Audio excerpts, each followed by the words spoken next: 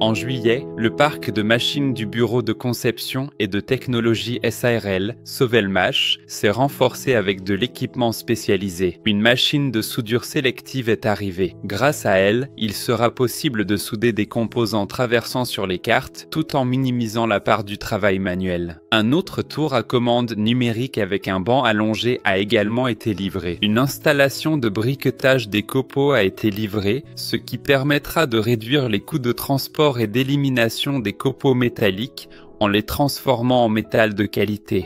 Une installation d'imprégnation sous vide est arrivée. Elle accélère et améliore l'imprégnation des enroulements, augmentant ainsi la durée de vie des moteurs. Le parc s'est enrichi de 2 machines pour l'enroulement des sections, nécessaires pour assurer le fonctionnement ininterrompu de la ligne en éliminant les goulets d'étranglement dans la production.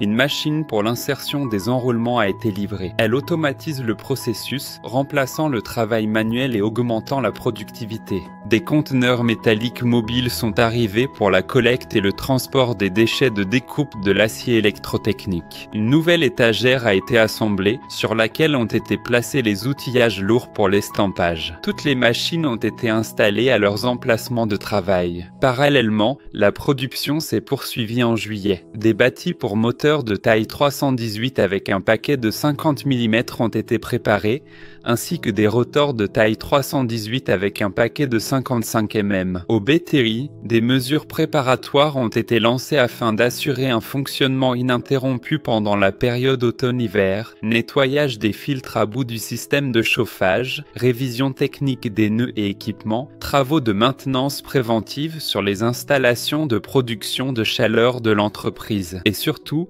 la mise en service du centre de refroidissement a eu lieu, le système d'ingénierie le plus complexe du BTI. Dans les locaux de travail, l'équipement climatique a commencé à être mis en service progressivement en mode refroidissement avec des réglages personnalisés. Il est devenu beaucoup plus confortable de travailler dans les bureaux et les ateliers. La procédure d'approbation de la solution architecturale et de planification urbaine ainsi que l'obtention du CAC se sont poursuivies. La SARL, Sovelmash, attend les résultats des prochaines inspections. Le 5 juillet, à Abuja, la capitale du Nigeria, s'est tenue la toute première conférence Solar Group pour ce pays, avec la participation des principaux dirigeants de l'entreprise. Plus de 500 personnes y ont assisté, soit 2 fois plus que prévu. Pavel Filipov et Andrei Lobov se sont adressés à eux. Tout le monde a souligné l'implication active et l'énergie d'unité des participants. De tels événements donnent toujours un puissant élan au développement du projet et à l'afflux d'investissements dans la région. Au Bénin, des essais d'un bateau équipé d'un moteur électrique, Slavianka, ont été réalisés pour la première fois. Y ont participé le directeur de la coopérative de production, ressources, Andrei Lobov, l'ambassadeur des projets, Solar Group, Gilles B, ainsi que nos partenaires du Bénin. Le moteur a parfaitement fonctionné sur un bateau lourd transportant une vingtaine de passagers à bord. Vous souhaitez en savoir plus sur le développement du projet? Suivez nos actualités et consultez la feuille de route. Elle est disponible via le lien dans la description.